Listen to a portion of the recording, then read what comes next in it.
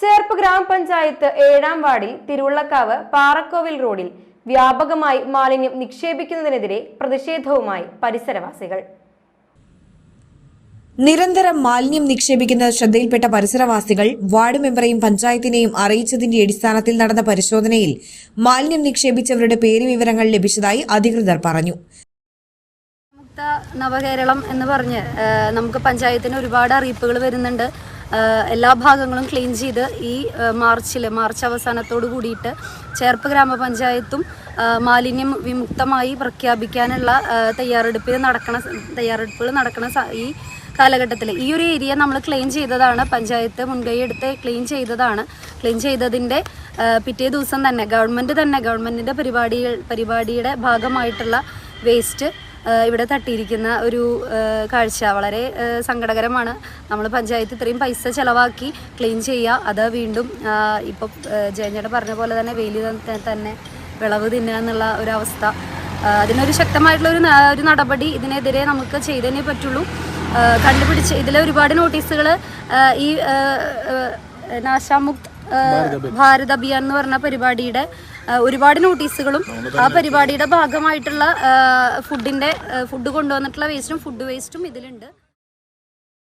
സർക്കാർ ആവശ്യങ്ങളുമായി ബന്ധപ്പെട്ടുള്ള ഡോക്യുമെന്റുകളടക്കം നിരവധി രേഖകളും മാലിന്യത്തിൽ തള്ളിയിട്ടുണ്ടെന്നും നാട്ടുകാർ പറഞ്ഞു. പാറക്കോവിൽ പെരിഞ്ചേരി റോഡാണ്, ഒരു പ്രധാനപ്പെട്ട റോഡാണ്. ആ റോഡിന്റെ സൈഡിലാണ് ഇത്രയധികം മാലിന്യം കൊണ്ടു തട്ടിയത്. ഞങ്ങളത് പരിശോധിച്ചപ്പോൾ അതിൽ ഇന്നലെ തൃശ്ശൂർ നടന്ന നാശാമുക്ത് ഭാരത് അഭിയാൻ എന്നുള്ള പരിപാടിയുടെ നോട്ടീസ്, അതുപോലെ ഒരു പ്രധാന വ്യക്തിയായുള്ള സ്ഥലമാറ്റത്തിന് കൊടുത്ത അപേക്ഷ, മന്ത്രിക്ക് കൊടുത്ത അപേക്ഷ വരെ ഇതിൽ കിട്ടിയിട്ടുണ്ട്. അപ്പൊ ഇത് ചെയ്തിട്ടുള്ള എന്തായാലും ഇതൊക്കെ മാറ്റാൻ നിർബന്ധിതരായ ആൾക്കാരാണ് ഇത് ചെയ്തിട്ടുള്ളത് എന്നുള്ളത് ഉറപ്പാണ്. എന്തായാലും ഇതിന് ശക്തമായ ഒരു നടപടി ഉണ്ടാവണം. എന്ന് വെച്ചാൽ വേലി തന്നെ വിളവ് തരുന്ന പോലത്തെ ഒരു പരിപാടിയാണ്. ജനങ്ങളെ കബളിപ്പിക്കാൻ മാലിന്യമുക്താണെന്ന് പറയുക, എന്നിട്ട് അവരെന്നെ അത് കൊണ്ടിടുക. അപ്പം അതിന് ശക്തമായ നടപടി എന്തായാലും ഉണ്ടാവണം. സ്ഥലം മാറ്റാൻ അനുവദിക്കണമെന്ന് പറഞ്ഞിട്ടുള്ള അപേക്ഷയാണ്. അവരുടെ അഡ്രസ്സും ഇതിൻ്റെ എല്ലാവിധ കാര്യങ്ങളും ഉന്നത വിദ്യാഭ്യാസ മന്ത്രിക്ക് നേരിട്ട് കൊടുത്തിട്ടുള്ള ഇതും അവരായിട്ട് നേരിട്ട് വിളിച്ച് സംസാരിച്ചപ്പോൾ അവർ നേരിട്ട് വിദ്യാഭ്യാസ മന്ത്രിക്ക് കൊടുത്തിട്ടുള്ള അപേക്ഷ കൂടിയാണ് ഇതിൽ നിന്ന് കിട്ടിയിട്ടുള്ളത്. അപ്പോൾ ഇതിൽ നിന്ന് എല്ലാം നമുക്ക് വ്യക്തമാണ്. പക്ഷേ ഇവരൊക്കെ അധികാരത്തിൽ ഇരിക്കുന്നത് കൊണ്ട് പോലീസും എല്ലാവരും അവരെ സംരക്ഷണമുള്ള കാരണം അവർക്ക് നടപടി എടുക്കുമെന്ന് അറിയില്ല. ജനങ്ങളെ വിഡ്ഢിയാക്കില്ല എന്ന് നടപടി എടുക്കുകയാണെങ്കിൽ ഞങ്ങൾക്ക് മനസ്സിലാക്കാം ഇതൊരു നല്ല ഗവൺമെൻറ്റാണ്.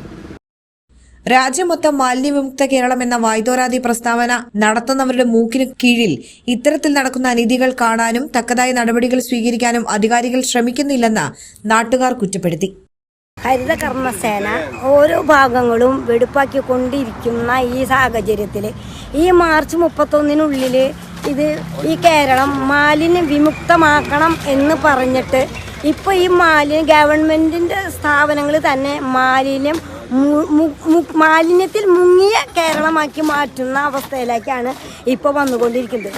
ഇതൊക്കെ കാണുമ്പോൾ ജനങ്ങളോട് ഞങ്ങൾ എന്ത് സംസാരിക്കുന്നതാണ് ഞങ്ങൾക്ക് ഇപ്പോൾ പേടിയാവുന്നത്.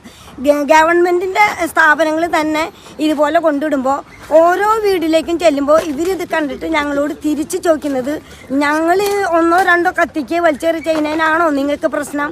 ഇതുപോലെ ഇവർ ചെയ്യുന്നത് എന്താണെന്ന് ചോദിക്കുന്നതിന് ഞങ്ങൾ എന്ത് മറുപടി പറയുന്നു?